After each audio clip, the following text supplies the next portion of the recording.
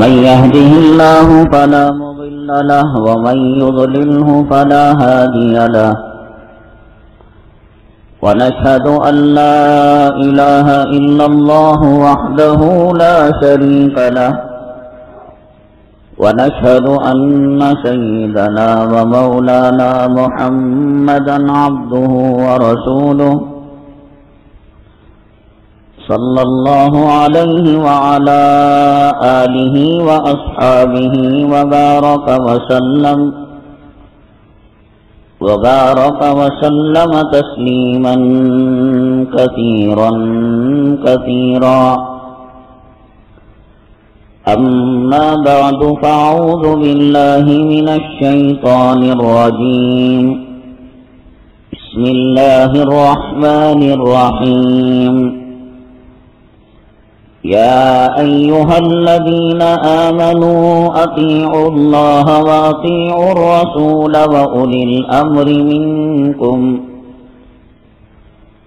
قال النبي صلى الله عليه وسلم من يرد الله به خيرا يفقهه في الدين أو كما قال النبي عليه الصلاة والسلام. رب اشرح لي صدري ويسر لي أمري واحلل عقدة من لساني يفقه قولي. اللهم صل على سيدنا مولانا محمد في أول كلامنا. اللهم صل على سيدنا مولانا محمد في أوسط كلامنا. اللهم صل على سيدنا مولانا محمد في آخر كلامنا. معزز سامعین اکرام، اللہ تبارک تعالیٰ نے اپنے بندوں کی ہدایت کے لیے حضرات انبیاء علی نبینا علیہم الصلاۃ والتسلیم کو مبعوث فرمایا اور آسمانی کتابوں کو بھی نازل فرمایا. یہ آسمانی کتابیں جس میں 4 بڑی مشہور ہیں، توریت، زبور، انجیل اور قرآن مجید. اور اللہ تبارک تعالیٰ نے جو آسمانی کتابوں کو نازل فرمایا، اس قوم کی جو زبان تھی، لینگویج تھی، اسی زبان میں اس آسمانی کتاب کو نازل فرمایا. قرآن شریف عربیوں کے درمیان نازل ہوا تو قرآن کی زبان عربی رکھی گئی، ایرانی نہیں رکھی گئی، کنڑ اور ملیالم نہیں رکھی گئی. قرآن شریف تمام امتوں کے لیے، قوموں کے لیے، علاقے والوں کے لیے راہ ہدایت ہے. تو یہ بھی نہیں کیا گیا کہ کچھ حصہ اس کا ملیالم میں، کچھ حصہ کنڑا میں، کچھ حصہ تیلگو میں، کچھ انگریزی میں، کچھ فارسی میں. جب ساری قوموں کی ہدایت کا سامان اس میں ہے تو ساری قوموں کی رعایت نہیں کی گئی. انا انزلناہ قرآنا عربیا، اللہ نے اس کو کلام پاک کو عربی زبان میں نازل کیا. توریت اس زمانے میں جو زبان بولی جاتی تھی، انجیل اس زمانے میں جو زبان بولی جاتی تھی، زبور اس زمانے میں جو زبان بولی جاتی تھی، مقامی زبان میں اللہ نے ان کتابوں کو نازل کیا. ایک طریقہ یہ تھا کہ اللہ تبارک تعالیٰ ان کتابوں کو کسی پہاڑ پر رکھ دیتے یا کسی آدمی کو یا پیغمبر کو دے دیتے اور ان کو ذمہ داری دے دیتے کہ اس کتاب کے نسخے اور اس کی کاپیاں بنوا کر آپ قوموں میں تقسیم کر دیں. وہ صاحب زبان ہیں. توریت کی زبان والے توریت کو پڑھ لیں گے، انجیل کی زبان والے انجیل کو پڑھ لیں گے، زبور کی زبان جاننے والے زبور کو پڑھ لیں گے. جو نہیں پڑھتا جیسے دیہاتوں کے اندر آپ نے دیکھا ہوگا کہ صبح سویرے ایک آدمی ایک بڑے درخت کے سائے میں چبوترے میں بیٹھ کر اخبار پڑھتا ہے، اور جن کو پڑھنا نہیں آتا وہ سب اس کو گھیر کر وہ اخبار سنتے ہیں اور سمجھتے ہیں۔ قرآن شریف اللہ کے حبیب پاک صلی اللہ علیہ وسلم کو دے دیا جاتا، غار ثور میں رکھ دیا جاتا، غار حرا میں رکھ دیا جاتا، کعبے کی چھت پر رکھ دیا جاتا، اور پیغمبر کو ذمہ داری دی جاتی کہ آپ اس کے نسخے بنا کر کاپیاں بنوا کر دنیا کے چپے چپے میں پہنچا دیجیے۔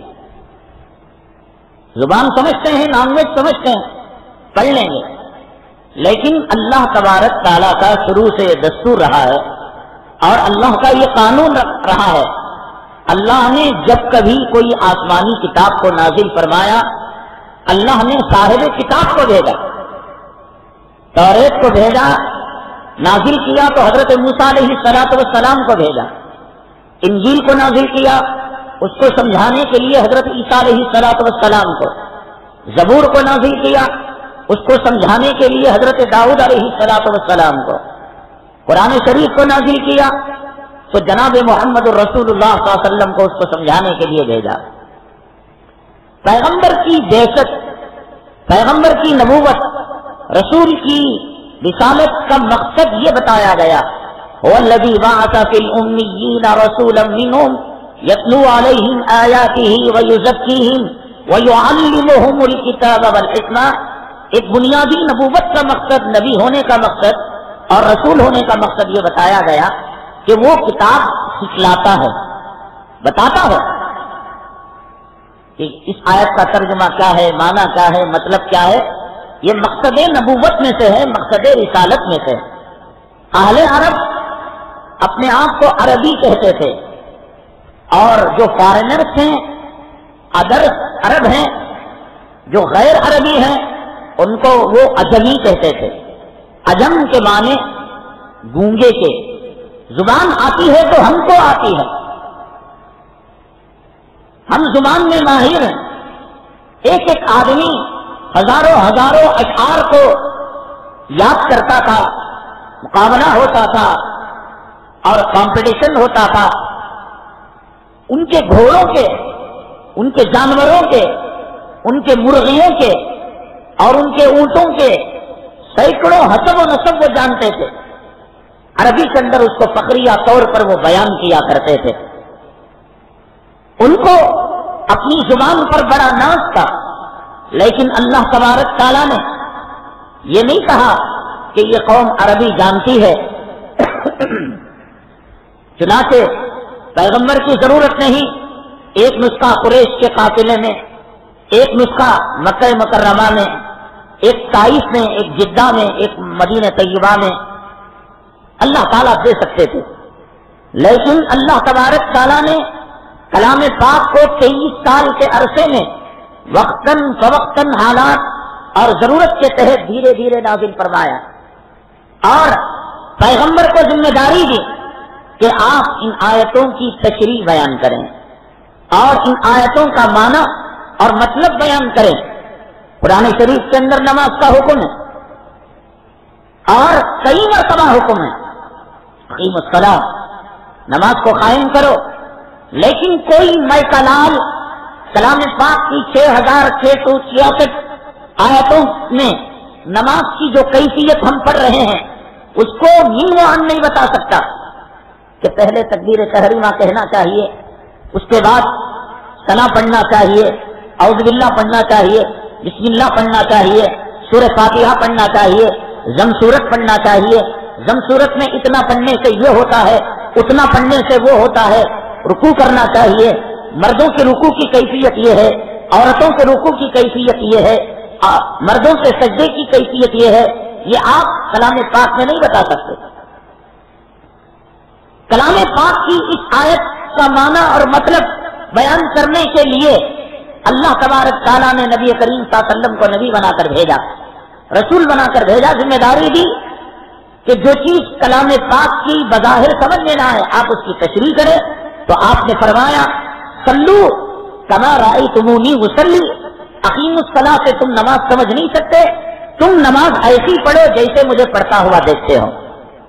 اب اللہ کے حبیب پاک صلی اللہ علیہ وسلم نے نماز کی کیفیت امت کو بیان کی. یہ اقیم الصلاۃ کا ترجمہ ہوا. قرآن شریف نے کہا اتم الحج والعمرۃ للہ، حج کرو اور عمرہ کرو. لیکن حج کی وہ کیفیت کہ طواف کے شرائط کیا ہیں، احرام کی خصوصیات کیا ہیں، احرام کی منہیات اور احرام کو توڑنے والی چیزیں کیا ہیں، اور پھر کہاں سے شروع کیا جائے طواف، صفا مروہ کی صحیح کی کیفیت کیا ہے، یہ سب چیزیں وضاحت کے ساتھ نہیں آئی.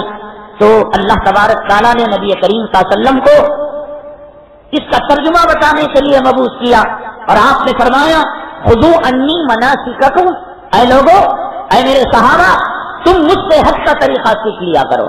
میں نے جو حج کیا ہے اور میں نے جو حج کا طریقہ تم کو بتایا ہے وہ تم سیکھ کر امت کو پہنچا دیا کرو. زکوٰۃ دینے کا حکم ہے تو زکوٰۃ کتنی دی جائے، کن کو دی جائے، کتنے پر دی جائے، یہ سب قرآن شریف کے اندر اس کی وضاحت نہیں ہے.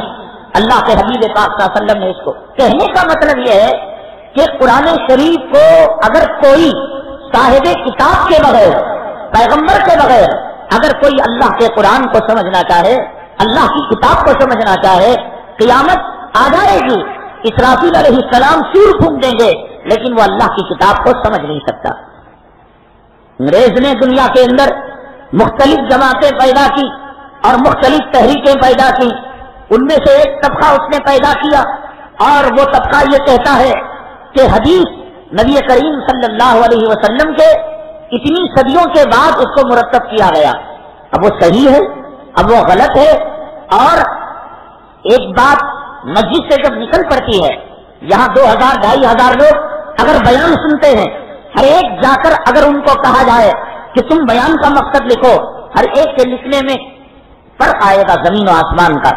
کوئی کچھ سمجھے گا، کوئی کچھ سمجھے گا. ایک کہے گا مولانا صاحب نے تو گالی دے دی، ایک کہے گا نہیں وہ سمجھانے کے لیے بات تھی، ایک کہے گا نہیں انہوں نے کسی کی گالی کو نقل کیا، ایک کہے گا نہیں انہوں نے حدیث کا ترجمہ پیش کیا.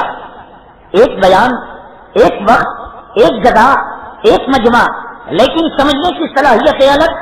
تو اس نے قوم و ملت کو گمراہ کیا اور بے وقوف کیا، بنایا کہ اللہ کے حبیب پاک صلی اللہ علیہ وسلم نے جو معنی اور مطلب بیان کیا ہے وہ تو اس زمانے میں کلام پاک بھی مرتب نہیں ہوا تھا، تو حدیث پاک کو کیسے مرتب کر دیا گیا؟ تو لہذا اس کا کوئی مقام و مرتبہ نہیں ہے. قرآن اللہ کی کتاب ہے، چنانچہ اس قرآن شریف کے علاوہ نہ ہم حدیث کو مانیں گے، نہ فقہ کو مانیں گے، اور نہ ہی کسی قسم کی تفسیر کو مانیں گے. قرآن جو چیز ہمیں سمجھ میں آتی ہے بس اس پر ہم عمل کر لیں گے. یہ اہل قرآن کا طبقہ ہو گیا. اور ایک طبقہ ہوا جو زمانے کی ترقیات کے ساتھ زمانے کی ترقی یافتہ پیداوار طبقہ جس کو کہا جائے، جو امت میں فتنے کے لیے جس کو جنم دیا گیا، وہ کلام پاک کی آیتوں کا سہارا لے کر یہ بات کہنے لگا کہ قرآن شریف یہ امام اعظم ابو حنیفہ رحمۃ اللہ علیہ سمجھے، بخاری شریف امام مالک سمجھے، وہ آسمان سے اترے نہیں، وہ زمین سے اگے نہیں، وہ ہماری طرح ایک انسان ہے، پیغمبر نہیں ہے وہ، اور انسان سے خطا ہو سکتی ہے، اور انسان سے غلطی ہو سکتی ہے، اور انسان سے سہو ہو سکتا ہے. آج کے زمانے میں علم کی جو دریائیں بہتی ہیں اس زمانے کے اندر اتنا علم نہیں تھا. ایک طبقہ کہتا ہے ابو حنیفہ رحمۃ اللہ علیہ کے زمانے کے اندر علم کہاں تھا؟ اتنی درسگاہیں، اتنے مدارس، اتنے علماء، اتنے علم کے سورس. آپ انٹرنیٹ کے اندر آپ آج آن لائن کوئی فتویٰ معلوم کرنا چاہیں، ٹوپی کی کیفیت معلوم کرنا چاہیں، آقا کے چہرے انور میں داڑھی کے اندر کتنے بال سفید تھے وہ معلوم کرنا چاہیں، آپ کے جوتوں کی کیفیت معلوم کرنا چاہیں، نالین شریفین کی خاصیت معلوم کرنا چاہیں، ایک ایک چیز آج معلوم کی جا سکتی ہے. علم کے سورس بڑھ گئے ہیں، ذرائع بڑھ گئے ہیں، ذرائع ابلاغ عام ہو چکے ہیں. آپ کے زمانے میں، امام ابو حنیفہ کے زمانے میں، امام مالک کے زمانے میں، امام احمد، امام شافعی رحمہ اللہ تعالیٰ کے زمانے کے اندر علم کے اتنے سورس نہیں تھے. لہذا انسان ہونے کے ناطے ان سے کچھ چیزیں پوشیدہ رہ گئی اور ان کو جو چیز سامنے نظر آئی اس کو انہوں نے کہہ دیا. لہذا اب اس زمانے کے اندر جن لوگوں نے ان پر اعتماد کیا، بھروسہ کیا، وہ اس زمانے کی بات تھی. اب اس زمانے کی بات اور ہے. اس زمانے میں خچر پر، گھوڑے پر، گدھے پر ایک علاقے سے دوسرے علاقے تک سفر کیا جاتا تھا، مہینوں سفر کیا جاتا تھا. اب یہ ہے کہ پچھلے زمانے کے اندر آدمی جب حج کو جاتا، معافی تلافی کر کر، اپنا کفن ساتھ لے کر، وصیت نامہ لکھ کر، بیوی بچوں ماں باپ سے ودائی لے کر جاتا تھا. یقین نہیں تھا کہ واپس بھی لوٹ سکتا ہے. ممکن ہے اس کا پانی کا جہاز ڈوب جائے، مر جائے اور اس کو مچھلی کی غذا بنا دی جائے. اب مسئلہ یہ ہے کہ آدمی ناشتہ یہاں کرتا ہے اور ناشتے کے بعد کی چاہ وہ جدہ ایئرپورٹ پر پیتا ہے. یہاں فجر پڑتا ہے اور اشراق کی نماز وہ جدہ ایئرپورٹ پر پڑتا ہے. زمانہ بدل چکا ہے، حالات بدل چکے ہیں، کلام پاک کو سمجھنے کے سورس اور ذرائع ابلاغ عام ہو چکے ہیں. تو وہ زمانے کے اندر ان علاقے کے لوگوں نے، اس زمانے کے لوگوں نے اپنے اپنے امام پر اعتماد کیا، بھروسہ کیا، تو وہ اس زمانے کی بات ہے. اب کنڑا میں ترجمہ ملے گا، تیلگو میں ترجمہ ملے گا، ملیالم میں ترجمہ ملے گا. حدیثوں کی قسمیں ہمارے سامنے ہیں، حدیث قوی کون سی، حدیث ضعیف کون سی. اب ہمیں ایک نیا فتنہ کھڑا ہوا اس زمانے کے اندر کہ ائمہ کرام کی اب کوئی ضرورت نہیں رہی. اگر وہ دیانت دار بھی تھے، امانت دار بھی تھے، اللہ والے بھی تھے، فقیہ بھی تھے اور اپنے زمانے کے امام بھی تھے، تو وہ اس زمانے کی بات رہی. اب اس زمانے تک، قیامت تک ان کو پکڑ کر لٹکنا، ان کی ہی فقہ پر اعتماد کرنا، یہ کون سے انصاف کی بات ہے؟ اس زمانے کے اندر علم سمٹا ہوا تھا. ابھی گزشتہ جمعہ یہاں ایک صاحب اتر پردیش یا دلی کے علاقے کے تشریف لائے تھے. انہوں نے کہا کہ حضرت اب تو کلام پاک کی طباعت کے ذرائع عام ہو چکے ہیں، پرنٹنگ کے، کہ اب کمپیوٹر کے ذریعے سے کون سا دنیا کا نسخہ چھاپنا چاہے بس گھنٹے 2 گھنٹے کے اندر پورا کلام پاک پرنٹ کر دیا جاتا ہے. اس زمانے کے اندر چکنے پتھر پر الٹا کلام پاک لکھنا پڑتا تھا، لیٹو پریس ہوتا تھا اور ایک ایک برق اس پر لگ کر وہ الٹے حروف اس پر سیدھے آیا کرتے تھے.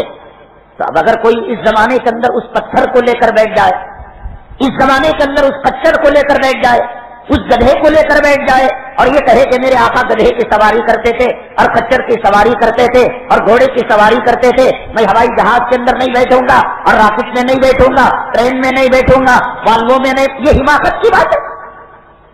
کمپیوٹر کے زمانے میں پتھر کو لے کر بیٹھ جائے اور کہے کہ میں اسی پر لکھا ہوا قرآن پڑھوں گا، یہ حماقت. اس طریقے سے ایک پرفتن زمانے کے اندر اہل فتن نے ایک شوشہ دیا اور کہا کہ خود قرآن کہتا ہے وَلَقَدْ يَسَّرْنَا الْقُرْآنَ لِلذِّكْرِ فَهَلْ مِن مُدَّكِرٍ، کہ ہم نے کلام پاک کو آسان کیا ہے. اسے گاؤں کا دیہاتی کسان ان پڑھ اور جاہل پڑھ کر سمجھ سکتا ہے، امریکہ کا سائنسدان سمجھ سکتا ہے.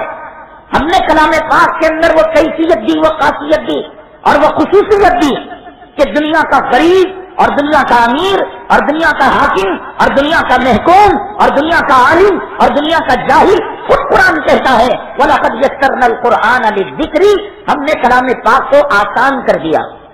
فَهَلْ مِن مُدَّكِرٍ، ہے کوئی اس سے نصیحت حاصل کرنے والا؟ اس کے بعد ایک تحریک چلائی گئی.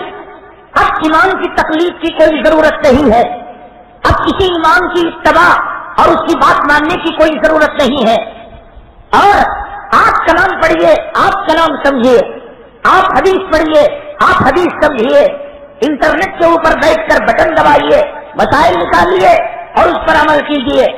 وہ زمانہ تھا کہ جب اندھیرے کا زمانہ، چراغ کا زمانہ، گھوڑوں کا زمانہ، پتھر پر لکھنے کا زمانہ، پتوں پر لکھا جاتا تھا، پتھروں پر لکھا جاتا تھا، کاغذ نہیں تھا. وہ زمانے کی بات اور ہے. یہ زمانہ سائنس و ٹیکنالوجی کا زمانہ، تو ایک ترقی یافتہ ماڈرن کالج اور یونیورسٹی کی پیداوار آج امت مسلمہ کو یہ بات کہہ کر وہ طبقہ گمراہ کر رہا ہے کہ ہمیں قرآن اور حدیث کے اور ہمارے درمیان کسی دلال کی کوئی ضرورت نہیں ہے، کسی ایجنٹ کی کوئی ضرورت نہیں ہے. قرآن کہتا ہے حامیم والکتاب المبین، یہ کھلی ہوئی کتاب ہے، یہ کہتا ہے کہ اس کے احکامات واضح ہیں دن کی روشنی کی طرح. اس میں اب کیا ضرورت ہے کہ کسی امام کی مانی جائے، تقلید کی جائے؟ تو یہ بات کیا اہل عرب کو کلام پاک زیادہ سمجھ سکتے تھے، یا آج ہم کرناٹک میں کنڑ بول کر ہندوستان کے متعصب اور نفرت زدہ زہر زدہ ماحول میں ہم قرآن زیادہ سمجھ سکتے ہیں، یا وہ عرب لوگ جن کو اپنی عربی پر ناز تھا اور غیر عرب اور ادرس عرب جس کو وہ گونگے کہتے تھے وہ کلام پاک زیادہ سمجھ سکتے تھے؟ وہ کلام پاک ان کی زبان تھی، مادری زبان، کاروبار کی زبان تھی، معاشرت کی زبان تھی، گھریلو زبان تھی. ان کو سمجھانے کے لیے اللہ تبارک تعالیٰ نے پیغمبر بھیجا، اور پیغمبر کی یہ ذمہ داری دی، والذی بعث فی الامیین رسولا منہم یتلو علیہم آیاتہ ویزکیہم.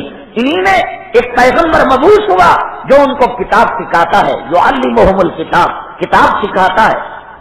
یہ ضرورت کیا ہے؟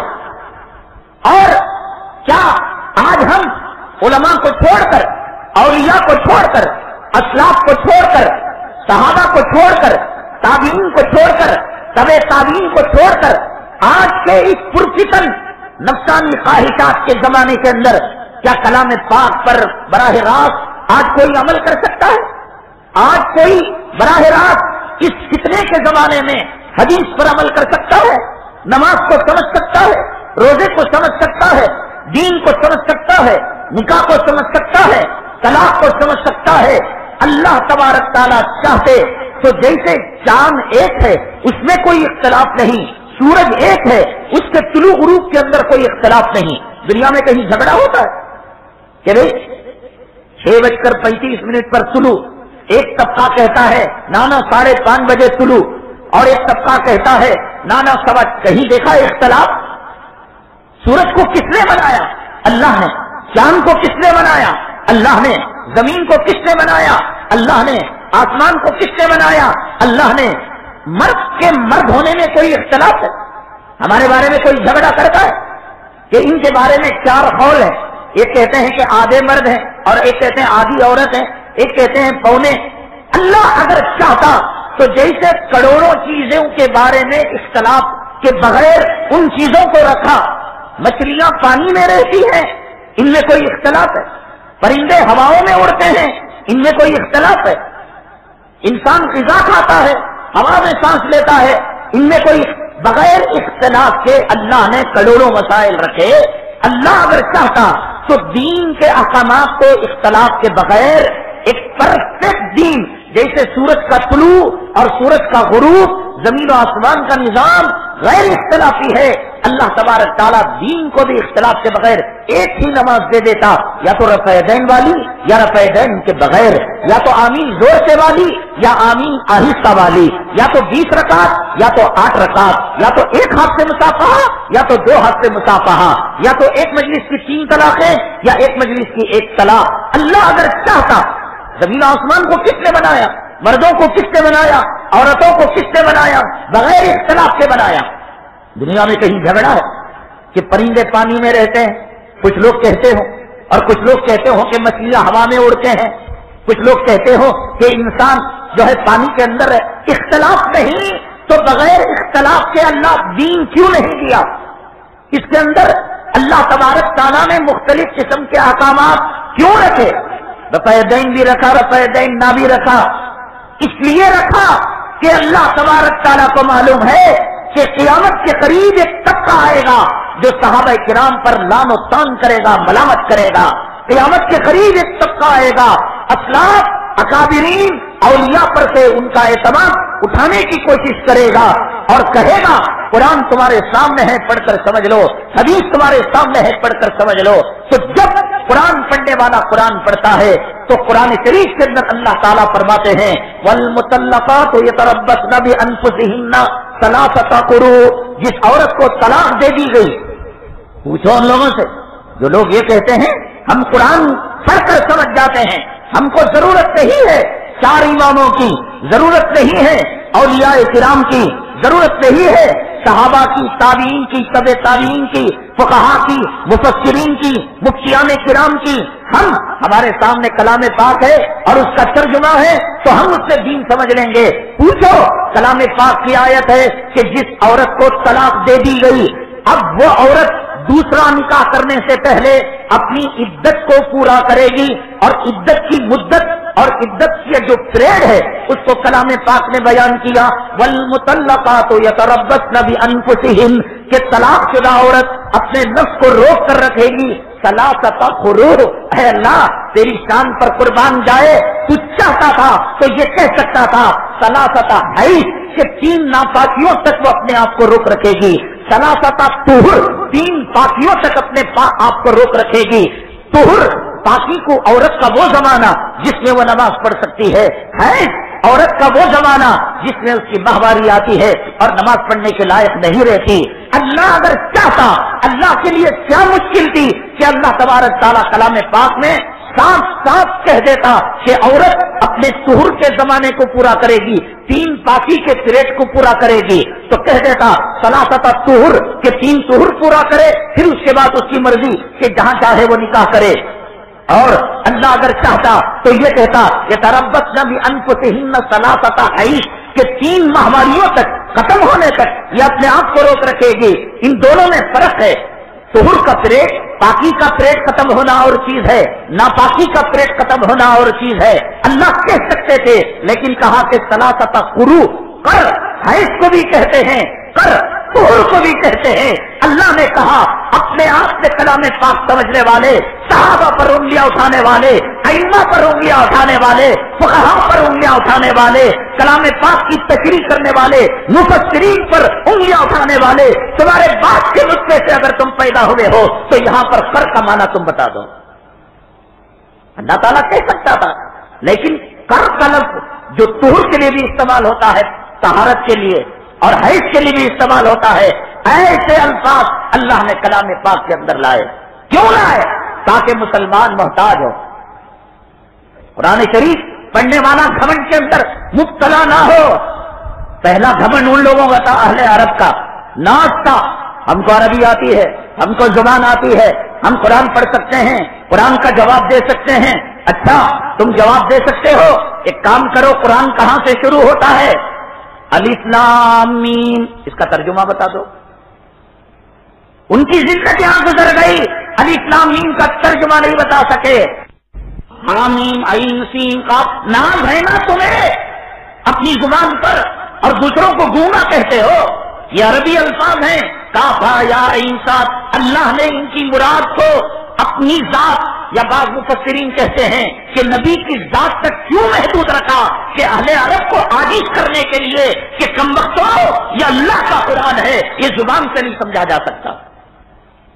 اگر سمجھتے ہو جواب دو، الف لام میم کا ترجمہ کیا ہے، طٰہٰ کا ترجمہ کیا ہے، طاسین کا ترجمہ، یہ الفاظ لا کر بریک لگا دیا اللہ نے، ان کے عقل اور ان کے دل و دماغ پر کوڑا مارا، اور ایسے الفاظ جیسے میں نے ایسے پورا قرآن بھرا ہوا ہے، ایک بطور مثال کے میں نے یہ بات کہی، والمطلقات یتربصن بانفسہن ثلاثۃ قروء، کیا اللہ نہیں کہہ سکتا تھا؟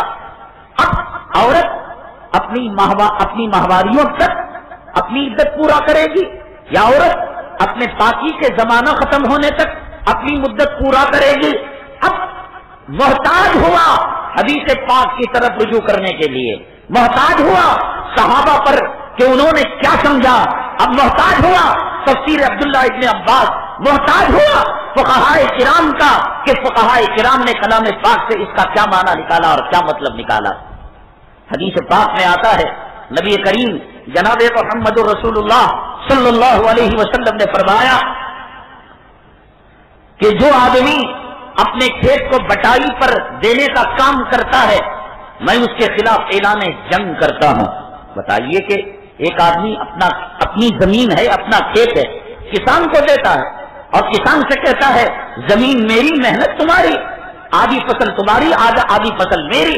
شریعت اس کو جائز کہتی ہے، فقہاء اس کو جائز کہتے ہیں، مفتیان کرام اس کو جائز کہتے ہیں، لیکن حدیث پاک کے اندر کہا گیا کہ جو آدمی اس کے اندر مبتلا ہوگا اور جو آدمی فلاں کام کے اندر مبتلا ہوگا اور اس کے خلاف اعلان جنگ ہے، اگر حدیث کے ظاہر الفاظ کو دیکھا جائے تو یہ کام ہی ناجائز ہو جاتا ہے۔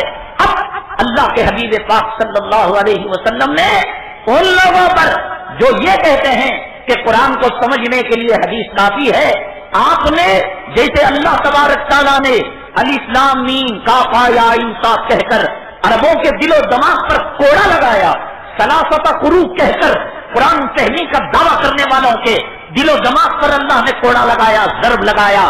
تو اللہ کے نبی صلی اللہ علیہ وسلم نے ایسی حدیثیں بیان کر کر جو صرف یہ کہتے ہیں کہ ہمارے لیے قرآن اور حدیث کافی ہے، ان کے دل و دماغ پر آقا دو عالم صلی اللہ علیہ وسلم نے کوڑا لگایا. کمبختو، حدیث کے ظاہر پر تم اعتماد نہیں کر سکتے. حدیث پاک میں نبی کریم جناب محمد رسول اللہ صلی اللہ علیہ وسلم نے ارشاد فرمایا کہ جو آدمی اپنی ہوا جو خارج کرتا ہے، ری جو خارج کرتا ہے، جس سے وضو ٹوٹتا ہے، آواز نہ سن لے یا بدبو محسوس نہ کر لے تو اس کا وضو نہیں ٹوٹتا. اب اس کا مطلب بظاہر یہ ہوا کہ اگر کوئی آدمی بغیر آواز کے ریح کو خارج کر دے، بغیر بدبو کے ریح کو خارج کر دے، تھوڑی سی ریح کو خارج کرنے میں نہ بدبو ہوتی ہے نہ آواز ہوتا ہے، تو حدیث کے ظاہر الفاظ کے اعتبار سے آپ کی حدیث کا مطلب یہ ہوا کہ اس کا وضو نہیں ٹوٹا. جبکہ ساری دنیا کے علماء کا اتفاق ہے کہ ذرہ برابر ہوا خارج ہو گئی، آواز آئے نہ آئے، بدبو آئے نہ آئے، اس کا وضو ٹوٹ جاتا ہے. تو حدیث کے اندر یہ کہہ کر کوڑا لگایا گیا کہ حدیث کو سمجھنے والے فقہاء کرام نے، حدیث کو سمجھنے والا وہ طبقہ جس کی تعریف اللہ نے کی ہے، اللہ کے نبی نے کی ہے، جب تک تم ان کے محتاج نہیں بنو گے تم حدیث کو نہیں سمجھ سکتے. ورنہ ایک آدمی مائکرو فون لگانا پڑے گا پاخانے کی جگہ، اور کان کے اندر ڈگری رکھنی پڑے گی کہ بھئی اس کی آواز آ رہی ہے نہیں آ رہی ہے، اور ایک پیپ لگانا پڑے گا پاخانے کی جگہ، اور ناک کے اندر اس کی جو ہے دوسرا سرا رکھنا پڑے گا کہ بدبو جا رہی ہے نہیں جا رہی ہے. لیکن حدیث پاک کے اندر یہ جو فرمایا گیا یہ اس شکی انسان کے لیے جو خامخواہ بلا وجہ بیٹھے بیٹھے مجھے جو ہوا خارج ہوئے جیسا دکھا، ہمیں آواز آئے جیسا، ہمیں کیا کہ پیٹ میں گڑبڑ کے جیسا دکھا، جا رہا ہے وضو کر رہا ہے آ رہا ہے، جا رہا ہے وضو کر رہا ہے آ رہا ہے، جا رہا ہے وضو کر رہا ہے آ رہا ہے. تو اس کے بارے میں فرمایا ارے بے وقوف کہیں گے، تیرے لیے مسئلہ یہ ہے کہ جب تک تو بات سن نہ لے اور آواز کو محسوس نہ کر لے تو یہ کیسے پتہ لگے گا. یہ فقہاء کرام ہیں کہ جنہوں نے حدیث کے معنی کو بیان کیا، حدیث کے مطلب کو بیان کیا.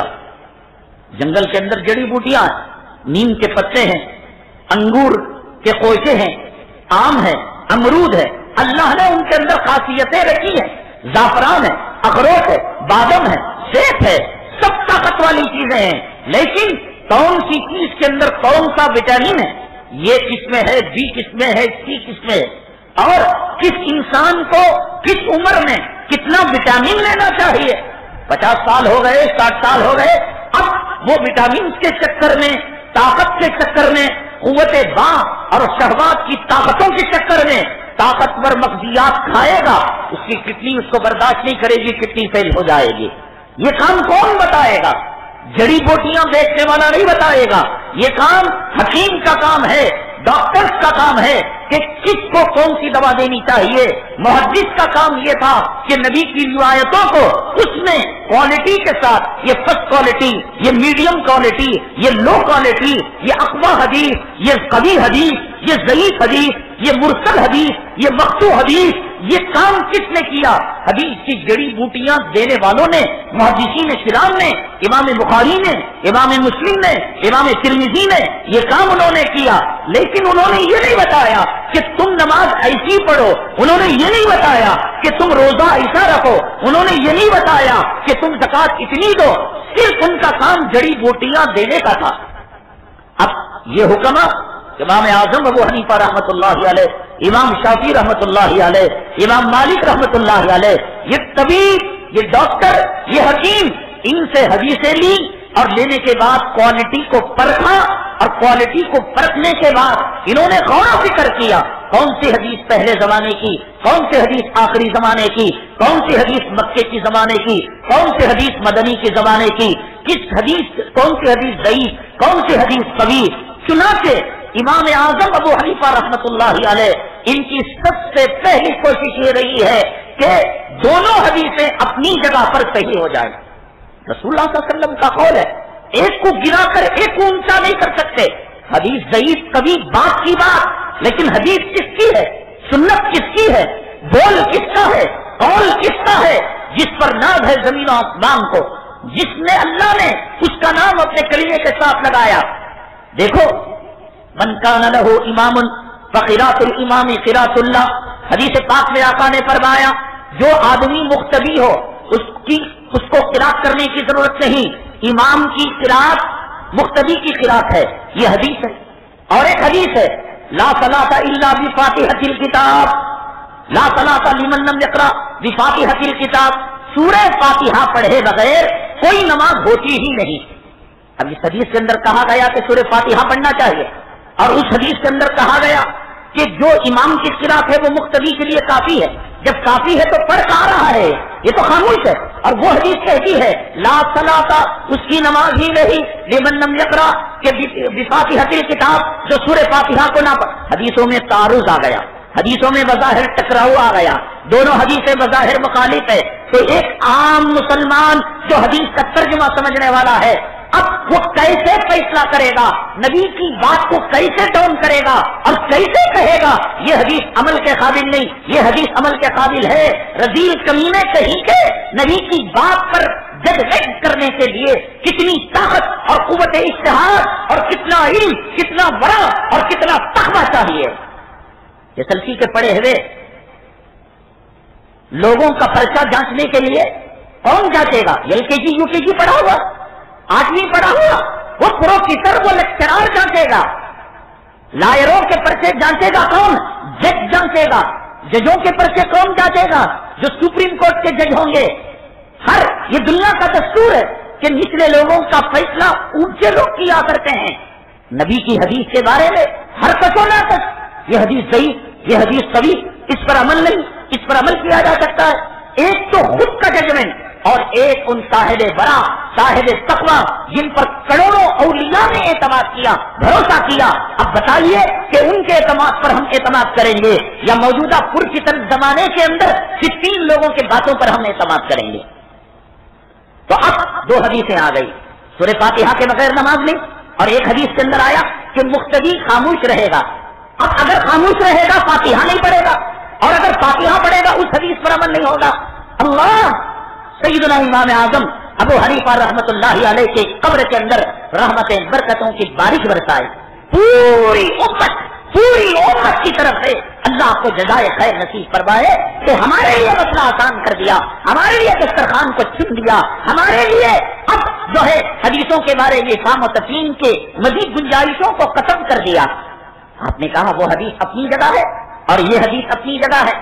کہا کہ جس حدیث کے اندر یہ بات کہی گئی کہ من کان لہ امام فقراۃ الامام قراۃ اللہ, کہ مقتدی خاموش رہے گا, یہ جماعت کی نماز کے بارے میں اللہ کے نبی صلی اللہ علیہ وسلم نے فرمایا. اور جس حدیث کے اندر یہ بات کہی گئی کہ لا صلاۃ الا بفاتحۃ الکتاب, کہ نماز سورہ فاتحہ کے بغیر نہیں ہوتی, تو یہ انفرادی نماز کے بارے میں وہ حدیث اپنی جگہ صحیح ہو گئی اور یہ حدیث اپنی جگہ صحیح ہو گئی. دیکھا یہ نبی کریم جناب رسول اللہ صلی اللہ علیہ وسلم کی حدیثوں کے اندر جو تعارف تھا, سب سے پہلے امام اعظم ابو حنیفہ رحمۃ اللہ علیہ کی یہ کوشش ہوتی ہے کہ حدیثوں میں جو تعارض ہوتا ہے, حدیثوں کے اندر جو آپس میں بظاہر ٹکراؤ ہوتا ہے, ہر حدیث کو اپنی جگہ پر رکھا جائے, تاکہ اللہ کے نبی صلی اللہ علیہ وسلم کا بول ہے, آپ کا قول ہے, آپ کا فرمان رسالت ہے, اس کو ریجیکٹ نہیں کیا جا سکتا صرف یہ کہہ کر کے یہ حدیث ضعیف ہے. تو آپ پہلا کام یہ کرتے ہیں کہ دونوں حدیثوں کو اپنی اپنی جگہ پر اس کے معنی اور مطلب کے ساتھ رکھتے ہیں. حضرات ایک طریقہ تو یہ ہے کہ ہم ختنہ کرا کر, کام میں اذان اور اقامت کہلوا کر, عبد الرحمان, عبد الشکور, عبد الجبار نام رکھ کر, نورانی قاعدہ پڑھ کر کلام پاک حدیث پاک کو ہم سمجھنے لگے اور پھر یہ کہے کہ تم لوگوں کے سمجھی ہوئی چیزوں پر ہمارا اعتبار نہیں, بھروسہ نہیں, ہم سمجھیں گے. اور ایک طریقہ یہ ہے کہ ہم اپنی کھیتی باڑی کرتے رہیں, اپنی تجارت کرتے رہیں, اپنی ٹیلرنگ کرتے رہیں, اپنی امامت کتابت کرتے رہیں, اپنا مدرسہ چلاتے رہیں, اپنی بیوی بچوں کے کام میں مشغول رہیں, اور ان اکابرین اور اسلاف نے دین کو جس طریقے سے سمجھا ان کی سمجھ پر ہم بھروسہ کریں, اعتماد کریں. اب اس کو دنیاوی مثال میں سمجھیے. ایک طریقہ یہ ہے کہ سائنسدانوں نے جو کمپیوٹر بنایا اس کو آگ لگا دے, جو فلائٹ بنائی ہوائی جہاز اس کو آگ لگا دے, جو ٹرین بنائی اس کو آگ لگا دے, جو गैस के चूल्हे, सोलार पावर के चूल्हे बनाए, आप नहीं, हम तुम पर एतमाद नहीं करते, हम तुम पर भरोसा नहीं करते, तुम्हारी बस में नहीं बैठते, तुम्हारी हवाई जहाज में नहीं बैठते, तुम्हारी ट्रेन में नहीं बैठते, तुम झूठे हो, तुम्हारे जमाने के अंदर आलात कम थे, हम अपना कुत्ते की गाड़ी बनाएंगे, सुअर की गाड़ी बनाएंगे, हम अपना रिसर्च करेंगे, अपनी क्रॉसिंग बनाएंगे, अपनी मिटासिंग बनाएंगे, अपनी खानदान मर जाएगा, तभी साले जो है हवाई जहाज का रुख नहीं करेंगे। बताइए इन दो तरीकों में कौन सा तरीका अच्छा है? एक तरीका पिछले लोगों की इजादात और साइंसी तहकीकात पर एतमाद किए बगैर खुद अपना कोई काम कर लेना, अपनी गाड़ी, अपनी कार बनाना, और एक उनमें एतमाद कर कर उनकी चीजों को इस्तेमाल कर कर उनको दुआएं देना, ऐ अल्लाह अगर वो मुसलमान हैं जन्नत में उनके दर्जात बुलंद फरमा, ऐ अल्लाह अगर वो नॉन मुस्लिम हैं तो कम से कम उनको अज़ाब क़ब्र समझे, जहन्नम का अज़ाब समझे, हमारे लिए हज की सहूलतें फराहम की, उम्रे की सहूलियात फराहम की, कौन सा तरीका बेहतर है? बताइए। बीवी के खाने बनाने पर एतमाद कर कर दस्तरखान है, बिस्मिल्लाह वाला बरकतिल्लाह कहकर निवाला खा लेना, ये बेहतर है। नहीं तो औरत जात है, तो सिन पे नाजुक है, तो आधी अकल वाली है, मैं जोरू का गुलाम नहीं होता, अब वो लकड़ियां बाजार में काटने के लिए जाए, लकड़ियां ले लेकर आए, फुकनी लेकर बैठ जाए, तेल उसके अंदर डाले, हांडी उसके ऊपर रखे, कौन सा काम अफजल है मुझे बताइए? दीन के मामलात के अंदर नमाज को जैसे उस जमाने के अल्लाह वालों ने समझा, और क्यों एतबार ना करें? आज किस पर एतबार कर सकते हैं? मसाजिद के अंदर कादियानी घुसे हुए हैं, शिया घुसे हुए हैं, मसाजिद के अंदर ईसाई घुसे हुए हैं, इमाम का हुलिया डालकर 20-20, 25-25 साल नमाजें पढ़ाकर कौम की नमाजों को गलत कर रहे हैं। खानकाहों के अंदर जाली सूफिया, जाली पीर, जाली मुर्शद औरतों की इज्जत आबरू से लूट रहे हैं। वो जमाना हया का जमाना था, तकवे का जमाना था। वो इमाम आजम अबू हनीफा रहमतुल्लाहि अलैह के जो 10 दिन मदीने तैयबा में रहा और निकल कर जाने लगा, मदीने तैयबा के लोगों ने इनके तकवे को, तहारत को, इनके बरा को, इनकी पाकीज़गी को देखकर इनके कदमों पर गिर गए। अरे अबू हनीफा, आपके बगैर मदीने तैयबा के अंदर हमारा दिल नहीं लगता, क्यों जा रहे हैं? अबू हनीफा रहमतुल्लाहि अलैह ने फरमाया, मेरी मजबूरी है, तुम मेरी मजबूरी समझो। कहा कि क्या मजबूरी है? हर हाजत आपकी पूरी करेंगे, हर जरूरत आपकी पूरी करेंगे। आप कहेंगे हम अपनी जान आपके लिए निछावर कर देंगे। नहीं, एक हाजत वो है जो तुम पूरी नहीं कर सकते। 10 दिन हो गए कि मदीने तैयबा के अंदर मैंने पेशाब का पतला पाखाना नहीं किया, कि कहीं ऐसा ना हो कि जिस जगह पर मैं पेशाब कर रहा हो, इस्तंजा कर रहा हो, सदाए हाजत कर रहा हो, मेरे महबूब का कदम वहां पर गिरा हुआ हो। हम एतबार उन पर करे ना करे, हम भरोसा करे ना करे। एक मकान वाले से मिल मुलाकात के लिए जाते हैं, कड़ाके की गर्मी, लू चल रही है, लेकिन धूप के अंदर बैठे हुए हैं दीवार का साया छोड़कर। एक साथी ने कहा कि हजरत साये में बैठ जाइए, धूप से मर जाएंगे आप। कहा नहीं, इस मकान वाले को मैंने कर्ज दे रखा है, और हदीस पाक में आका ने फरमाया है, मन जर्रा कर्जन फहुवा रिबा, मन जर्रा कर्जन नफा फहुवा रिबा। जो कर्ज नफा न दे, जो कर्ज अपने साथ नफा खींच कर लाए, वो सूद हो जाता है। मैंने आपको 100 रुपए दिया और इस शर्त पर दिया कि आप वापस 110 देंगे, ये कर्ज है, लेकिन 10 रुपए खींच कर नफा को खींच कर ला रहा है, ये सूद है। आपकी अकलमंदी, आपकी फिरासत, आपका तकवा इस बात की इजाजत नहीं दे रहा है कि आप जिस मालिक के मकान को, जिस मकान वाले को कर्ज दिया है, उसके दीवार का साया भी आपने लेना पसंद नहीं किया। जिसके जेल के जनाजे के निकलते देखकर हजारों आदमियों ने कह दिया कि ये अल्लाह का सच्चा वली है, ये पैगंबर का सच्चा नसीब है, क्यों ना जो है इसको देखकर कलीमा पढ़ लिया जाए। जिसके जनाजे को देखकर कौमों ने कलीमा पढ़ा हो, तो आज अगर कोई कहे ये मुशरिक था, आज अगर कोई कहे इनकी बात मानने वाला मुशरिक है, आज अगर कोई कहे कि ये नबी को बना दिया गया, अरे अल्लाह के बंदो, हिंदुस्तान के अंदर लॉ है नहीं है, कानून है नहीं है, कानून की किताब छपी है नहीं है, कन्नड़ा में नहीं मिलती, अंग्रेजी में नहीं मिलती, उर्दू में नहीं मिलती, तो फिर अपने मुकदमे की पैरवी कराने के लिए लायर को क्यों पकड़ते हो? अपने मुकदमे की पैरवी कराने के लिए आप एजुकेट को क्यों पकड़ते हो? क्या तुमको कानून पढ़ना नहीं आता? कानून नहीं जानते तुम कहो कि कानून की तशरीह नहीं कर सकता हो, लॉ की किताब नहीं पढ़ सकता हो, LLB को क्या उससे बड़े कोर्स को नहीं कर सकता हो? अरे जगता है मैं खुद तशरीह करूंगा, क्या दुनिया आपकी तशरीह को मानेगी कानून की? वो काले कोट वाले का मकाम क्यों है? क्या वो पैगंबर है? کیا وزیر اعظم ہے وہ قانون بنانے والا ہے؟ قانون بنانے والا نہیں، قانون کی تشریح کرنے والا ہے۔ ابو حنیفہ رحمۃ اللہ علیہ نے فرمایا کہ میرے قول کے سامنے، میرے مسلک کے سامنے، میرے طریقے کے سامنے ضعیف حدیث بھی مل جائے، میرے طریقے کو دیوار پر مار دو، نبی کی حدیث کو سینے سے لگا لو۔ انہوں نے یہ نہیں کہا میں پیغمبر ہوں میری اتباع کرو، میرے نقش قدم پر چلو۔ انہوں نے احسان کیا کہ ثلاثہ قروء سے ہم کو سمجھ میں نہیں آ رہا تھا، ہم کو کھیت بٹائی پر دینے کا مسئلہ سمجھ میں نہیں آ رہا تھا، ہم کو قراءت خلف الامام اور سورہ فاتحہ کا مسئلہ سمجھ میں نہیں آ رہا تھا، طلاق کا مسئلہ سمجھ میں نہیں آ رہا تھا، خلع کا مسئلہ سمجھ میں نہیں آ رہا تھا، جنازے کا مسئلہ سمجھ میں نہیں آ رہا تھا۔ ابو حنیفہ آپ نے احسان کیا امت محمدیہ صلی اللہ علیہ وسلم پر۔ حدائق حنفیہ اور دیگر کتابیں میں حوالہ دوں گا آپ کو، اگر آپ کے پاس واٹس ایپ ہے کتاب کا اسکین کر کر بھیجوں گا کہ سیدنا امام اعظم ابو حنیفہ رحمۃ اللہ علیہ کیوں ہم ان کی بات مانتے ہیں، کیوں آج کے پتروڑیوں کی بات نہیں مانتے، ٹائی لگانے والے کوٹ لگانے والوں کی بات نہیں مانتے۔ فتنے کا زمانہ، وہ اعتماد والا زمانہ، ایک تشریح انہوں نے کی، ایک تشریح آج تک۔ اور یہ جو آیت ہے وَلَقَدْ يَسَّرْنَا الْقُرْآنَ، ہم نے قرآن کو آسان کیا، آگے تو پڑھو، لِلذِّکْرِ، نصیحت حاصل کرنے کے لیے، مجتہد بننے کے لیے نہیں، حکیم بننے کے لیے نہیں، مسائل نکالنے کے لیے نہیں۔ مسائل نکالنے والے فلولا نفر من كل فرقة منهم طائفة ليتفقهوا في الدين، کیوں نہ ایک طبقہ جاتا تاکہ دین کی سمجھ حاصل کرے، وہ ہے فقہا کا طبقہ، وہ ہے مفتیان کرام کا طبقہ۔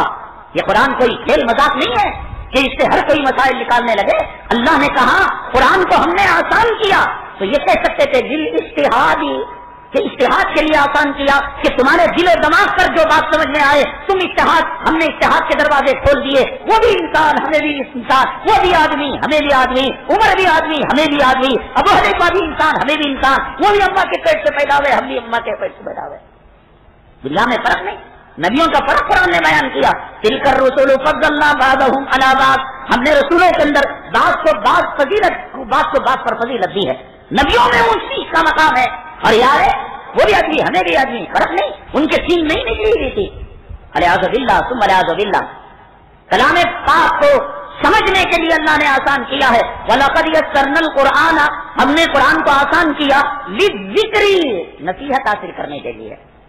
دیکھو پڑھو الحمدللہ رب العالمین، نصیحت حاصل کرو، اس اللہ کی تعریف جو مسلمانوں کا پالنہار نہیں، اس اللہ کی تعریف جو زمین والوں کا پالنہار نہیں، اس اللہ کی تعریف جو آسمان رب العالمین، جتنے ورلڈ ہیں، یونیورس ہیں، تمام عالموں کو اللہ پالتا ہے۔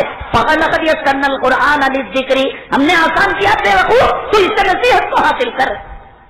وَلَئِن سَأَلْتَهُم مَّنْ خَلَقَ السَّمَاوَاتِ وَالْأَرْضَ، تو دہریے بولے تو اگر کافروں کو مشرکوں کو پوچھتا کہ کون زمین آسمان کو پیدا کرنے والا، لَيَقُولُنَّ اللَّهُ، تو وہ کہیں گے کہ اللہ نے پیدا کیا۔ وَلَئِن سَأَلْتَهُم مَّن نَّزَّلَ مِنَ السَّمَاءِ مَاءً، ان کو پوچھ کہ بادلوں سے برسات کون برساتا ہے، لَيَقُولُنَّ اللَّهُ، اللہ پیدا کرتا ہے، اللہ تعالیٰ برساتا ہے۔ أَمَّنْ خَلَقَ السَّمَاوَاتِ وَالْأَرْضَ، کون ہے جو زمین آسمان کو پیدا کرنے والا، اَمَّن يُجِيبُ الْمُضْطَرَّ إِذَا دَعَاهُ، کون ہے جو پریشان حال کی دعا کو سننے والا، اور کون ہے وَإِذَا مَسَّكُمُ الضُّرُّ فِي الْبَحْرِ ضَلَّ مَن تَدْعُونَ إِلَّا إِيَّاهُ، کہ تم یہاں مختلف وَلَقَدْ يَسَّرْنَا الْقُرْآنَ لِلذِّکْرِ، یہ پڑھتا جا اور نصیحت حاصل کرتا جا۔ خلق الانسان من صلصال كالفخار وخلق الجان من مارج من نار، پھر اللہ نے ہر آیت کے بعد فبأي آلاء ربكما تكذبان، کن کن نعمتوں کو تو جھٹلائے گا، كل من عليها فان ويبقى وجه ربك ذو الجلال والإكرام، ہر چیز فنا ہونے والی، رب کی ذات باقی رہنے والی۔ پھر فبأي آلاء ربكما تكذبان، کن کن نعمتوں کو تو جھٹلائے گا، يسأله من في السماوات والأرض، اللہ تبارک تعالیٰ زمین و آسمان کے نگہبان ہے۔ اور پھر فبأي آلاء ربكما تكذبان سنفرغ لكم أيها الثقلان، یہ ہے اس کے بارے میں کہا وَلَقَدْ يَسَّرْنَا الْقُرْآنَ لِلذِّکْرِ، اتحاد کرنے کے دروازے نہیں کھول دیے بلکہ اس کے بارے میں تالے لگا دیے۔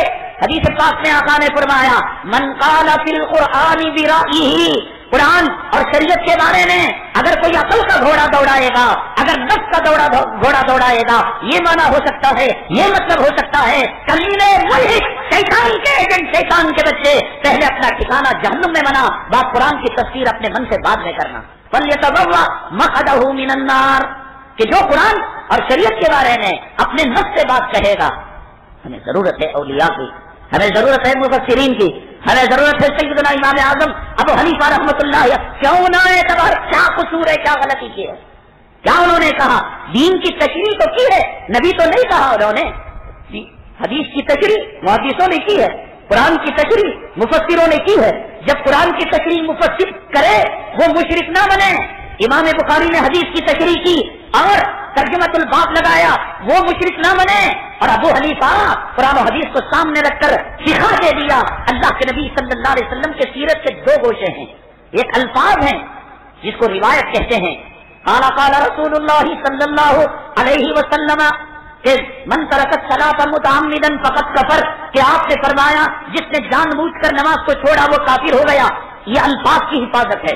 اس لفظ کو جوں کا تو قیامت تک باقی رکھنا اور پہنچانا یہ محدثین کی ذمہ داری. اس کو حفاظت روایت کہتے ہیں.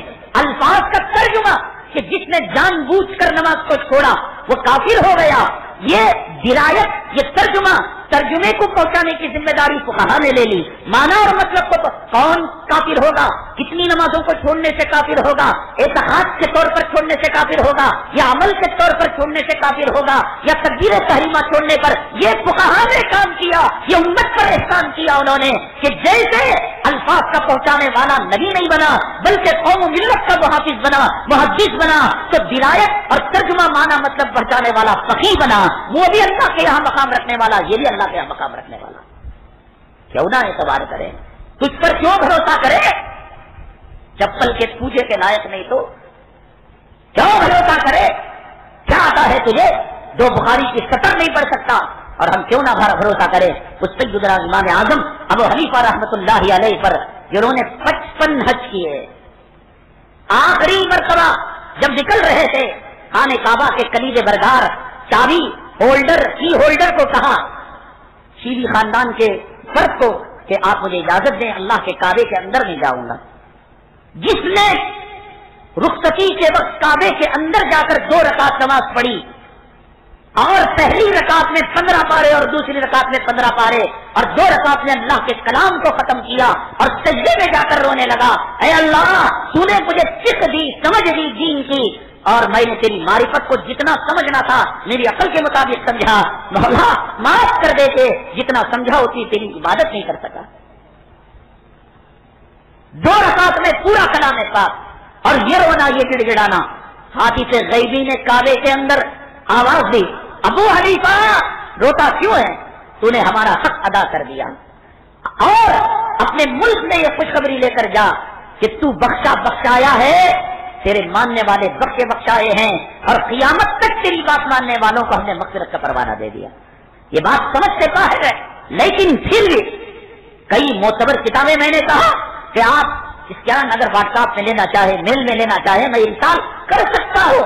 اللہ تعالیٰ کے خزانے رحمت کی کوئی کمی نہیں ہے. جو لوگ آج سیلف اسٹڈی کرتے ہیں، خود سے پڑھتے ہیں، کسی مدرسے کے فارغ نہیں ہیں. بھائی میں کسی دنیا کی میڈیکل کالج میں کورس نہیں کیا، میرا باپ ڈاکٹر تھا، میرا دادا ڈاکٹر تھا، دیکھ دیکھ کر میں نے سرجری سیکھ لی. دنیا میری سرجری کو مانے گی؟ دنیا میری ڈاکٹری کو مانے گی؟ اور دنیا کے لوگ کہیں گے جب مجھے گرفتار کر کے لے جائیں گے، اوہو آ گیا باپ دادا کی ڈاکٹری پر ناز کرنے والے، چمڑوں کو تو کیا ٹاکا لگائے گا، تو چپل کو ٹاکا لگانے کے لائق نہیں. ڈگری ہے تیرے پاس، قانون جان کر میں سپریم کورٹ کے کٹہرے میں اور سپریم کورٹ کے محفل میں چلے جاؤں اور قانون کی تشریح، تو جج صاحب پوچھیں گے کہ آپ کے پاس کیا ہے سند؟ آج 5 اسٹار 3 اسٹار 2 اسٹار ہوٹلوں میں چائے بنانے کے لیے ہوٹل مینجمنٹ کورس کی ڈگری چاہیے. قرآن اتنا سستا ہو گیا کہ جس کو پیشاب سے ڈھیلے لینے کی تمیز نہیں، جس کو جوڑو رکھنے کی تمیز نہیں، رنڈیوں بازاری عورتوں کی طرح بازار کے اندر اپنی عورتوں کو گھماتا ہے، وہ آج قرآن کی تشریح کرے گا. اور سفید تاگے سے مراد صبح ثابت، اور صحابی نے کیا سمجھ لیا؟ کالے تاگے سے مراد کالا تاگا اور سفید تاگے سے مراد سفید تاگا، اور وہ بھی تکیے کے نیچے رکھ کر دیکھتے جاتے کھاتے جاتے. رسول اللہ صلی اللہ علیہ وسلم تک بات پہنچائی تو آپ نے تبسم فرمایا، مسکرایا اور فرمایا اللہ کے بندے، کالے تاغے سے مراد رات کی تاریکی ہے اور سفید تاغے سے مراد صبح صادق کی روشنی ہے۔ صحابی جس کے نام کے ساتھ رضی اللہ عنہ، صحابی جو نفس کا پجاری نہیں ہو سکتا، صحابی جس کے لیے جنت واجب ہو سکی، صحابی جس کے تقوی کی شہادت قرآن نے دی، صحابی جس نے نبی کی اقتدا بغیر واسطے کی، صحابی جس نے صفہ چبوترے کے اندر نبی کی شاگردگی اختیار کی، وہ رات کی تاریکی اور صبح صادق کی روشنی کو نہیں سمجھ سکا اور 14ویں صدی کے فتنے کے زمانے میں، زنا کے زمانے میں، بلاತ್ಕಾರ کے زمانے میں، عزت کے لوٹنے کے زمانے میں، سود کے زمانے میں، رشوت کے زمانے میں آج کوئی کہتا ہے کہ مجھ سے قرآن سمجھو، اس سے بڑا مجرم، اس سے بڑا چور، اس کا ڈاکو اور کوئی ہو سکتا ہے جو آج یہ کہے کہ میں قرآن سمجھتا ہوں، میں حدیث سمجھتا ہوں؟ یہ سب شیطان کے ایجنٹ ہیں اور تقویٰ نکلتا ہے، دین نکلتا ہے، ہزاروں قسم کی تباہیاں بربادیاں آتی ہیں، انسان کے اندر کمزوری آتی ہے، ایمان کی کمزوری۔ آپ دیکھیے سفر کا مہینہ آیا، یہ تیرا تیزی ہے صاحب، شادی نہیں کر سکتے، نیا مکان نہیں لے سکتے، نیا دکان نہیں لے سکتے، بہو اپنے خاوند کا چہرہ بیوی نہیں دیکھ سکتی، نہیں بہو اس کو بھیج دو اپنے میکے، اور دلی میں رستہ، یہ سب کب ہوتا ہے؟ جب ہم اسلاف، اکابرین اور صحابہ اور بزرگان دین، ائمہ ان کے راستے سے ہٹتے ہیں، نسبت ختم ہوتا ہے تو کفریات ہمارے اندر جنم لینے لگتی ہیں۔ آخری چارج، وہ کتنے آخری چارج میں قیامت کے گئے سال بھی تو آیا تھا سفر میں آخری چارج ہوں گا، پارکوں کو جاؤ، ہریالی سن لو۔ ابھی حیدرآباد پروگرام کے سلسلے میں جانا ہوا، راستے کے اندر غریب عورتیں آواز لگا رہی ہیں کہ 13 kg کا انڈا دے دو، 13 kg کا چاول دے دو، 13 kg کا تیل۔ میں نے کہا کیا ہے؟ کہا کہ یہاں جو ہے بدعت پھیلی ہی ہے اور یہ لوگ رات کے اندر جو ہے تیل رکھ کر، تکیے کے نیچے چاول رکھ کر، انڈا رکھ کر، یہ 13 kg کی بلا کو ٹلانے کے لیے آج اس ترقی یافتہ زمانے کے اندر ایمان کمزور ہوتا ہے تو توہمات جنم دینے لگتی ہیں، مسلمان کا اللہ پہ اعتماد اٹھتا ہے تو گھر کے واسطو کے لیے اور بچی کے شادی کے لیے علماء نہیں پنڈتوں کا سہارا لیا جاتا ہے۔ مسلمان ہیں پنڈتوں کو بلا کر گھر کا واسطو دیکھتے ہیں، مسلمان ہیں جو بیٹی کی بیاہ کے لیے وہ تاریخیں دیکھتے ہیں، یہ برکت والی تاریخ، یہ منحوس والی تاریخ نہ۔ مسلمان جس کی صبح اللہ کے نام سے ہوئی، دنیا کی کوئی طاقت اس کا بال بینگا نہیں کر سکتی، اور جس نے صبح بازار کے رخ سے کی، حدیث پاک میں آتا ہے کہ وہ شیطان کے جھنڈے کو لے کر جانے والا، اپنی خیر آپ بناتا ہے، اپنا شر آپ بناتا ہے۔ اللہ تعالیٰ نے کسی دن کو، کسی مہینے کو نہ منحوس بنایا نہ مبارک بنایا۔ بابرکت رمضان ہے، شب قدر ہے، لیکن اس زمانے میں کوئی زنا کرے، چوری کرے، بدکاری کرے تو وہ اس زمانے کا منحوس ترین کتا ہے۔ اگر کوئی سفر کے مہینے کے اندر داڑھی مڈاتا ہے، سفر کے مہینے میں سنتیں چھوڑتا ہے، نحوستیں آتی ہیں اور دیش مہینے کو دیتا ہے، بھئی یہ 13 kg ہوئی اس لیے ایسا ہو گیا، آخری 4 جمعہ ہوا اس لیے ایسا ہو گیا۔ بھائی آپ سوچیں گے یہ تو ہندوستان کا مسلمان کرتا ہوگا، دین سے جو ہٹتا ہے، مذہب اسلام، اللہ پر اعتماد، اللہ پر ایمان پر پختگی اور اللہ نفع نقصان کا مالک، یہ یقین دیتا ہے۔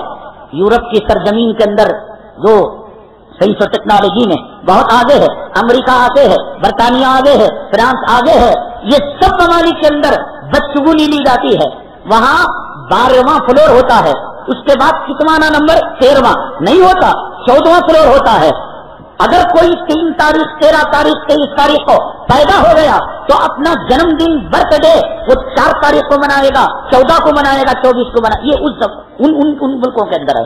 آسٹریلیا کے اندر کوئی مردہ مرتا ہے تو سامنے بینڈ باجا لے کر جاتے ہیں اور کہتے ہیں کہ بلائیں آ رہی تھی اور دھم دھماکے سے، میوزک سے اور ڈھول تاشوں سے ہم نے ان بلاؤں کو چلا دیا۔ اور اگر کسی ماں باپ کے سامنے امریکہ کے اندر بچے کی تعریف کی جاتی ہے تو وہ زمین پر تھوک دیتے ہیں اور یہ سمجھتے ہیں کہ اگر ہم نہ تھوکیں ہمارے بچے مر جائیں گے۔ اس قسم کی بد اعتقادی جو ایمان سے ہٹتا ہے، اللہ پر توکل نہیں کرتا، اللہ کو نفع نقصان کا مالک نہیں مانتا، وہ امریکہ بھی چلا جائے، وہ سائنٹسٹ بھی ہو جائے، لیکن یہ بد اعتقادی جاتی نہیں۔ فرانس کے اندر بچوں کی موت کے ساتھ ان کے کھلونوں کو دفن کیا جاتا ہے اور یہ سمجھا جاتا ہے کہ جو بچے بغیر کھلونوں کے دفن ہوں گے کیا وہ مٹی سے کھیلیں گے، وہ غریب ہو جاتے ہیں، اس لیے ہم ان کو ہائی ٹیک کھلونے، made in Japan, made in China کی گڑیا دیتے ہیں کہ خبر کے اندر وہ ان کھلونوں سے کھیلے۔ بد اعتقادی، بد پالی، یہ ایمان کی کمزوری کا نام ہے۔ ہمارے اندر ایمان کمزور ہوتا ہے تو بلی ہمیں ڈراتی ہے، تیرا تیزی ہمیں ڈراتی ہے، آخری کا صبح ہمیں ڈراتا ہے، اور دنیا کی ہر چیز ہمیں ڈراتی ہے، اور اللہ سے ڈرنے والے ہو جائے تو دنیا کی ہر چیز ہم سے ڈرتی ہے۔ شیخ سعدی رحمت اللہ علیہ نے واقعہ لکھا کہ مسافروں کی ایک جماعت جنگل میں جا رہی تھی اور ایک آدمی اس میں سے راستہ بھٹک کر جنگل میں چلے گئے۔ اس زمانے کے اندر وہ نہیں ہوتا تھا کہ اس کے اندر آرو مارک ڈالا گیا ہو اور لکھا گیا ہو کہ یہاں سے شہر 20 کلومیٹر کے فاصلے پر ہے، یہ اسٹیٹ وے ہے، یہ نیشنل ہائی وے ہے، اس کا نمبر کچھ نہیں ہوتا تھا۔ جنگل ہوتے تھے اور راستہ بتانے والے کرایہ دار دلال ہوتے تھے۔ وہ قافلے سے بچھڑ گئے، بڑے پریشان ہوئے، کہاں کہ کیا کرے کیا نہیں کرے، اللہ اللہ کرنے لگے۔ ایک شیر قریب آیا، ڈر گئے، پسینے چھوٹ گئے اور زمینوں پیروں تلے زمین ہٹ گئی۔ کہا کہ کیا ہوگا اللہ، اب تو یہ حملہ کرے گا۔ کہا کہ وہ آیا اور آنے کے بعد اپنے منڈی کو ایسے ہلایا جیسے وہ اس کا غلام ہو، بیٹھ گیا اور اشارہ کیا کہ اس کی پیٹھ پر بیٹھ جائیں، اور پیٹھ پر بیٹھ گئے تو قافلے تک پہنچا کر شکریہ کے ساتھ واپس آ گیا۔ اللہ سے ڈرنے والے بنے تو جنگل کے درشت میں بھی راستہ بتاتے ہیں، اور اللہ کا ڈر دل سے نکل جاتا ہے تو ایک کالی بلی راستہ کاٹتی ہے تو آدمی جو ہے وہ سفر نہیں کرتا۔ نہیں بلی کو دیکھ لیا، کبے کو دیکھ لیا، کم وقت کہیں کہ آئینے میں اپنے منوج چہرے کو نہیں دیکھا تھا کہ جس چہرے پہ 1.25 لاکھ پیغمبروں کی سنت نہیں تھی۔ آئینے میں وہ لباس نہیں دیکھا تھا جو اسلام مسلمان دشمنوں کا لباس تھا۔ آئینے میں اپنی جورو کا حلیہ نہیں دیکھا تھا جو بال کٹانے والی، بھویں تراش کرنے والی، جس کو اللہ کے نبی نے لعنت برسائی تھی کہ آپ نے فرمایا تھا بھویں تراش کرنے والی اور بالوں کی کٹانے والی، بیوٹی پارلر جانے والی پر خدا رسول کی لعنت۔ اس سے بڑا نہ ہو سکتا۔ اس بلی کا کیا قصور جسے اللہ نے کالا بنایا؟ اس کتے کا کیا قصور؟ اس کبے کا کیا قصور؟ اس الو کا کیا قصور جو اڑتے ہوئے گھر پر بیٹھ کر چیخ کر چلا کر چلا گیا؟ وہ جانور کا کیا قصور جو گھر کے اندر داخل ہو کر چلا گیا؟ اللہ نے تجھے جیسے بنایا اس کو ایسے بنایا۔ منحوس تو ہے کہ تو نے اپنے چہرے کو منحوس والا بنا دیا، منحوس تو ہے کہ تو اپنی بیٹیوں کو جینس پینٹ پہنا دیا اور ٹی شرٹ پہنا دیا، منحوس تو ہے کہ عصمت عفت اور پاک دامنی کی گڑیا کو تو نے ننگی کر بازار کی رونق بنا دیا۔ منحوس تو ہے کہ اپنے گھر کے اندر بے نمازی پالے ہوئے ہیں۔ سیدنا شیخ عبد القادر جیلانی رحمت اللہ علیہ فرماتے ہیں کہ اس بے نمازی کو نمازیوں کے قبرستان میں دفن مت کرو، اس کی وجہ سے نمازی قبروں کو، نمازی مردوں کو تکلیف ہوتی ہے۔ مرنے کے بعد یہ کم وقت کا حصہ قبرستان کے مردوں کو تکلیف پہنچاتا ہے تو ایک گھر میں ماں، باپ، بیٹا، بیٹی، بہن، بھائی اور مالک مکان، کرایہ دار سب بے نمازی ہو، دنیا میں اس سے بڑا کوئی بدنصیب گھر ہو سکتا ہے؟ منحوس گھر ہو سکتا ہے؟ سفر کے مہینے کو زبان نہیں، اس کو گالی، یہ منحوس مہینہ، محرم بول نہیں سکتا، اس کو گالی دے دو، بلی بول نہیں سکتی، اس کو کہہ دو اس نے راستہ کاٹ دیا، الو بول نہیں سکتا، اس کو کہہ دو کہ گھر پر بیٹھا اور گھر میں موتا ہو گئی۔ ایمان کمزور ہوتا ہے تو یہ بد اعتقادی پیدا ہوتی ہے، اور ایمان مضبوط ہوتا ہے اللہ تبارک تعالیٰ ایسے راستے نکالتے ہیں اور ایسے اللہ تبارک تعالیٰ عقل کی کھڑکیاں کھولتے ہیں کہ دنیا والے دنگ ہو کر رہ جاتے ہیں۔ ایک عیسائی ہے حضرت عمر بن الخطاب رضی اللہ تعالیٰ عنہ سے پوچھا تھا کہ 2 آدمی بیک وقت پیدا ہوئے، بیک وقت مرے، لیکن ان میں کا ایک آدمی 100 سال چھوٹا، بتاؤ کون، کیسے ہو سکتا ہے؟ حضرت عمر بن الخطاب رضی اللہ تعالیٰ عنہ نے کہا کہ کلام پاک میں اللہ تعالیٰ نے حضرت عزیر کا تذکرہ کیا ہے، وقالت الیہود عزیر ابن اللہ، کہ عزیر کو یہود اللہ کا بیٹا کہتے تھے۔ حضرت عزیر علیہ السلام اور حضرت عزیز یا عزیر یہ 2 بھائی تھے، دونوں بیک وقت ماں کے پیٹ سے ایک ساتھ پیدا ہو گئے، لیکن حضرت عزیر علیہ السلام کے جو بھائی تھے اللہ تبارک تعالیٰ نے ان کو موت کے حوالے کر دیا اور ان کو 100 سال تک موت دے دی، پھر اس کے بعد 100 سال کے بعد ان کو زندہ کیا، پھر دونوں زندگی گزاری اور ایک ہی دن ایک ہی وقت میں مرے۔ تو چونکہ 100 سال تک حضرت عزیر کے بھائی مرے ہوئے تھے تو ان کی زندگی کے کوٹے سے 100 سال مائنس ہو گئے، نکل گئے، تو اس لیے ایک ساتھ پیدا ہو کر ایک ساتھ مر کر ایک جو ہے ان میں کا 100 سال کم عمر کا ہے۔ پھر اس عیسائی نے کہا سورج کی کرنیں جب پڑتی ہیں تو دنیا کے چپے چپے پر پڑتی ہیں، ہر جگہ پر پڑتی ہیں، لیکن دنیا کی ایک جگہ ایسی ہے کہ صرف ایک مرتبہ سورج وہاں پر چمکا ہے، نہ اس سے پہلے چمکا ہے نہ قیامت تک وہاں چمک سکتا ہے۔ کیا تم بتا سکتے ہو؟ حضرت عمر بن الخطاب رضی اللہ تعالیٰ عنہ نے کیا جواب دیا؟ انشاءاللہ اگلی جمعہ اس جواب کے ساتھ حاضر خدمت ہوں گے۔ حضرات جیسے کہ آپ نے عنوان سے سمجھ لیا ہوگا کہ ابھی حالات بڑے پرفتن ہیں، بزم خاتمی کے اراکین میں شہر بنگلور کے اندر ہندوستان کی مشہور و معروف شخصیت اور حالات حاضرہ پر بڑی گہری نگاہ رکھنے والی شخصیت حضرت مولانا عبدالسمیع صاحب جو قاسمی ہیں دارالعلوم دیوبند کے فارغ ہیں، الحمدللہ بڑا اچھا بولنے کا ملکہ ہے.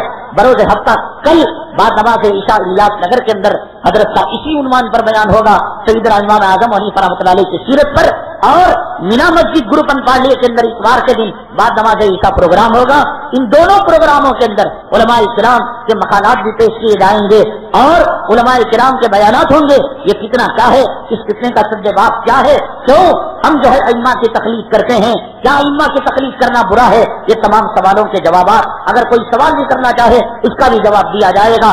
آپ سے درخواست ہے کہ جاؤ در جاؤ آپ ان دونوں اجلاسوں کے اندر شریک جلسہ ہو کر دنیا اور اپنی آخرت کی کامیابی حاصل کرے. جیسے کہ آپ دیکھ رہے ہیں الحمدللہ مسجد کا تعمیری کام بڑے زوروں شوروں پر چل رہا ہے اور لگ رہا ہے کہ بہت جلدی پائے تکمیل تک پہنچ جائے گا. لیکن ایک آدمی بیچارہ اپنے اوپر کتنا بوجھ سنبھال سکتا ہے؟ آپ سے درخواست ہے کہ جاتے ہوئے اپنے لیے، اپنے مرحومین کے اصال ثواب کے لیے زیادہ سے زیادہ چندہ اور تعاون کرتے ہوئے جائیں. اللہ تبارک تعالیٰ نظر بد سے حفاظت فرمائے اور جلد از جلد اس کام کو پائے تکمیل تک پہنچائے. اللہ تعالیٰ امت محمدیہ کی ہر قسم کی فتنوں سے حفاظت فرمائے. آمین. واخر دعوانا الحمدللہ رب العالمین.